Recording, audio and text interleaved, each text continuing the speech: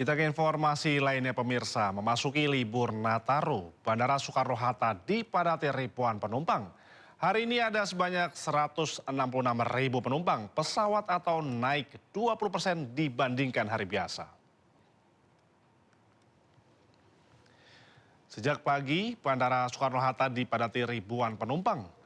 Para pengguna moda transportasi udara terlihat antri, baik di counter check-in, penerbangan domestik, Terminal 2, dan Terminal 3. Kenaikan penumpang terjadi sejak akhir pekan saat bersamaan libur sekolah serta libur Natal dan Tahun Baru. Sebagian besar penumpang berangkat ke sejumlah tujuan favorit seperti Bali, Medan, Makassar, Surabaya hingga Yogyakarta. Sementara untuk penerbangan internasional rute favorit, Singapura, Kuala Lumpur, dan juga Arab Saudi. Dari Jakarta tujuan Ambon. Keperluannya sendiri dan anggapannya Liburan Natal Tahun Baru. untuk aktivitas sendiri gimana? Sudah liburan atau gimana? Cuti sih kebetulan. Oh sudah. Iya. Sementara jelang Natal dan Tahun Baru 2026, Terminal Bus Kampung Rambutan, Jakarta Timur mulai dipadati ratusan penumpang yang akan melakukan perjalanan ke sejumlah daerah. Sebagian besar penumpang memanfaatkan libur panjang untuk liburan dan pulang kampung.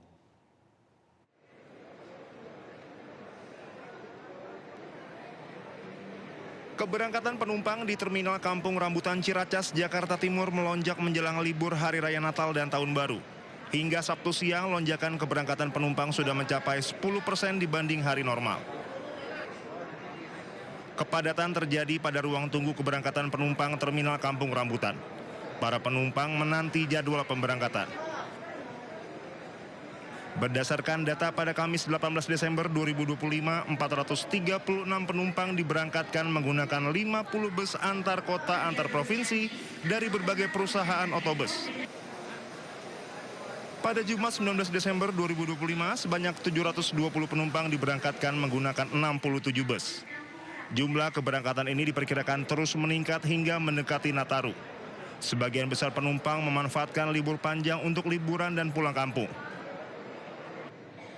Mengantisipasi lonjakan penumpang, posko keamanan disiagakan dengan melibatkan petugas dari TNI Polri dan Dinas Perhubungan.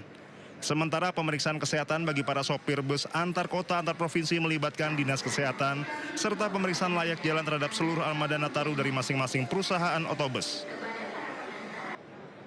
Dari Jakarta, Ahmad Muharlin, Sutrisno, iNews melaporkan. Sementara itu kondisi cuaca di Pelabuhan Merak, Cilegon, Banten diguyur hujan deras. Meski demikian, kondisi masih aman untuk pelayaran. Polda Banten memastikan kondisi cuaca saat ini aman bagi pelayaran kapal dari Pelabuhan Merak menuju Bakahuni, Lampung.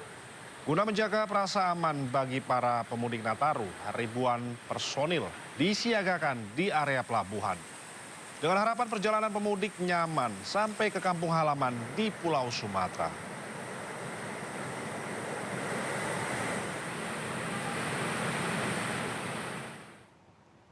Jelang libur Natal dan Tahun Baru, belasan awak bus angkutan Nataru diperiksa kesehatan dan menjalani tes urin. Petugas mendapati seorang kernet bus mengkonsumsi minuman beralkohol.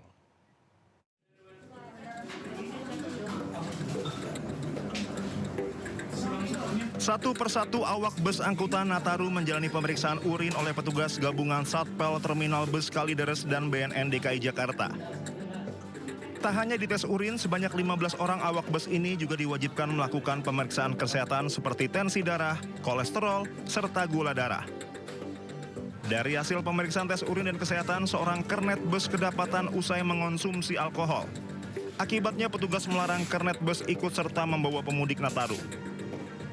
Pemeriksaan kesehatan dan tes urin ini merupakan syarat utama bagi awak bus sebelum melakukan perjalanan demi keselamatan pemudik yang akan berlibur panjang di kampung halaman. Ya, untuk kegiatan hari ini di sini adalah area untuk pengecekan kesehatan di Terminal Bus Kalideres yang ditujukan untuk mengecek kesehatan para driver. Tujuannya untuk apa? Ya tujuannya untuk memastikan kesegaran tubuh mereka dalam membawa kendaraan supaya berkeselamatan di jalan baik untuk penumpangnya ataupun pengendara lain. Hasil pemeriksaan hari ini adalah mulai dari tinggi badan, lingkar pinggang, berat badan, tensi darah, sampai dengan tes urin. Hingga saat ini calon penumpang yang berangkat dari Terminal Kalideres mencapai lebih dari 1.600 orang. Dari Jakarta, Miftahul Gani, iNews melaporkan. Memasuki libur Natal dan Tahun Baru, sebagian masyarakat mulai meninggalkan ibu kota untuk sekedar berlibur ataupun kembali ke kampung halamannya. Menurut data Jasa Marga telah terjadi peningkatan volume kendaraan yang meninggalkan Jakarta.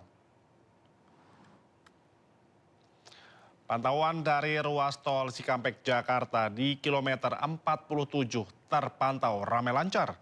Kendaraan yang melintas didominasi kendaraan pribadi, kendaraan roda 4, kendaraan umum, bus antar kota, antar provinsi, kendaraan angkutan barang.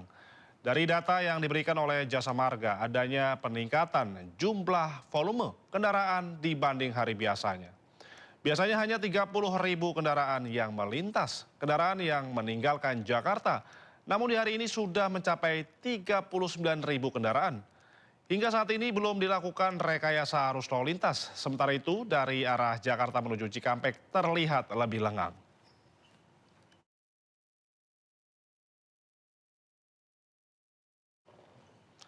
Kapolri Jenderal Listio Sigit Prabowo meninjau secara langsung stasiun Tawang, Semarang, Jawa Tengah.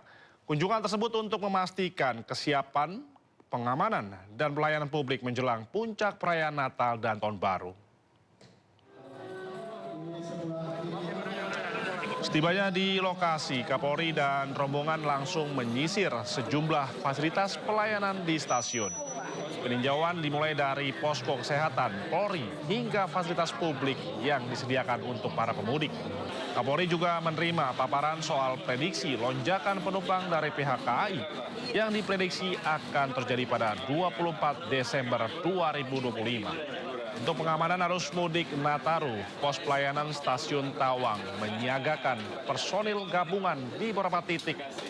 Dalam kesempatan tersebut, Kapolri juga menyebut bahwa selain menjaga kenyamanan dan keamanan pemudik di stasiun, Satgas gabungan juga disiagakan untuk tangkap bencana jika cuaca ekstrim melanda. Tentunya kereta api menjadi salah satu pilihan mudik yang paling aman selama ini, dan tentunya ini juga bisa menjadi pilihan bagi masyarakat. Kemudian yang kedua, saat ini kita juga menghadapi situasi yang tentu kita semua harus waspada, yaitu terkait dengan ramalan BMKG. Adanya curah hujan tinggi dan curah hujan sangat tinggi yang terjadi di beberapa wilayah, termasuk juga Jawa Tengah, sehingga kemudian tentunya selain kita membantu memberikan pelayanan terhadap masyarakat yang akan melaksanakan rangkaian kegiatan Nataru, maka kita juga harus mempersiapkan pelayanan terkait dengan tanggap bencana.